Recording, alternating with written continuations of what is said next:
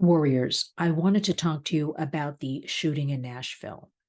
I thought, it's a couple of days. We have to find out what's going on, get the information. But the most important thing is that we have to talk to our children. We have to explain to them because today's kids, it's right in front of them, the headlines, whether they're on their phone, laptop, Chromebook, other kids, they're going to hear about it. Unfortunately, this is the world we live in. So the information has to come from us. It is completely horrific, monstrous, disturbing on every single level. I couldn't imagine if I had young children in school today. I'd be so worried. So, what are we going to do about all of this? This is the world we live in because a lot of people say to me, well, we don't want to talk about it. We don't want to bring it up. We don't want to mention anything. Talking to your kids is the key. I know it sounds very simplistic, especially today. We must because they are going to hear misinformation, disinformation somewhere else. So it's okay, age appropriate. And that might just be, when you're in the car driving to school, uh, you know, talking gently about the subject. You have to go into detail. But Nashville, can you imagine three beautiful children and three adults just minding their business, going about their day? And this is what happens. A monstrous, mentally ill person, because at least that's what I think. This is an issue of mental illness. So we have to talk to the kids. We have to reassure them they'll be okay. It's almost hard to say that in the world we live in today because we really don't know, but we have to wake up each day and we have to be positive and we have to say that and simply say, you're safe, you're fine. Yeah, that's all you can say about these types of things. Now, if a child should ask you, well, I heard children died. Yes, unfortunately, keep it simple. Don't over explain. Don't give out any kind of gory details. Um, you know, older teens can handle things a little better, but even they are unnerved. We have reports from teachers across the country. The kids are in such bad shape. And I just was saying to somebody tonight, work related, I said, boy, I feel bad for our children today, and also parents that have to deal with all of these issues with their children. But you know what? There's a lot of hope.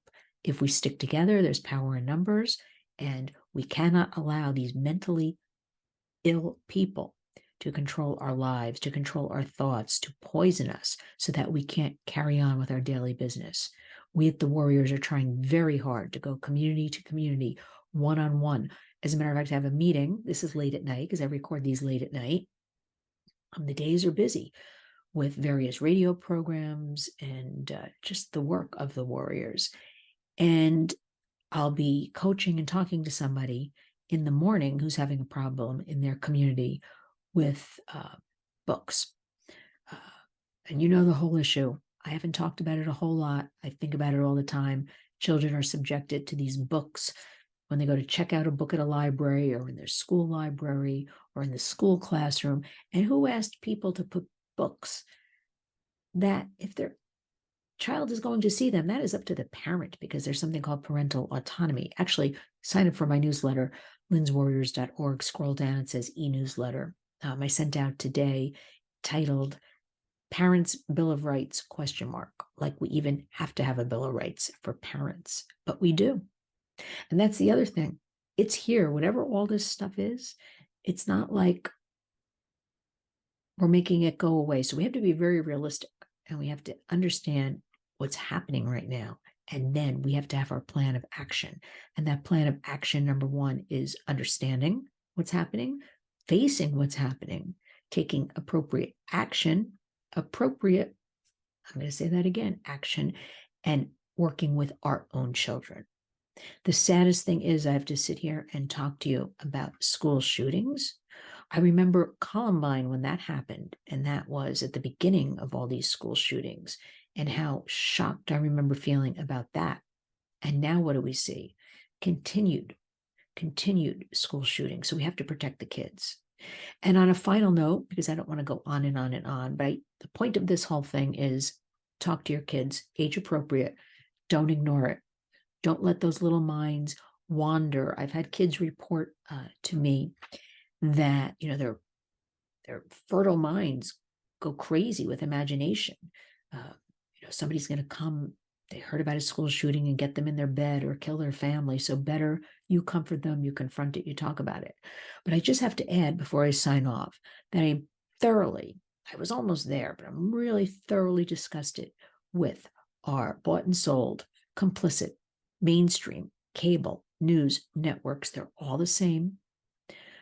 Turning this into propaganda, turning this into clicks, likes, and web traffic, having an agenda of feeling some of these platforms, turning this on this monster who did this. You see, I don't use names. I don't even refer to them as a person. I don't care about their manifestos. They're monsters. They're mentally unfit monsters that killed 3 beautiful children and 3 adults working with the children. And that is what the media should be focused on, not the trans and not the Christian school and not what the parents did to this monster, but on these victims and all they're doing over and over. It's on in the background, during early morning, lunchtime, only because I have to keep an eye on different stories I see online, on the news, and unbelievable. Turn off those TV sets. I know it's tough to do, but they're using the American public. This is a crime being perpetrated against the American public. All of their propaganda, a lot of these lies, to turn this into something. Also, there's something happening April 1st in front of the Department of Justice in Washington, D.C., and it is the Trans Resistance Day. And I'm only bringing this up, again, a subject I don't go near a lot because there are more important things about just empowering you and your kids that I want to talk about. But I must, because this is domestic terrorism. I was here, I'm in New York City. I saw online with my own eyes when they were planning riots, and nobody shut them down online. I am seeing, and we all know about the censorship that's occurred in the last few years online. And now I'm seeing this Trans Resistance Day being planned online with people holding guns and directions like wear your mask, and we need more visibility, and we will not be silenced. And it's very frightening because it's unfolding in front of us, this agenda, right? This trans agenda, militarized. Hold your kids tight, kiss your kids, take care of each other.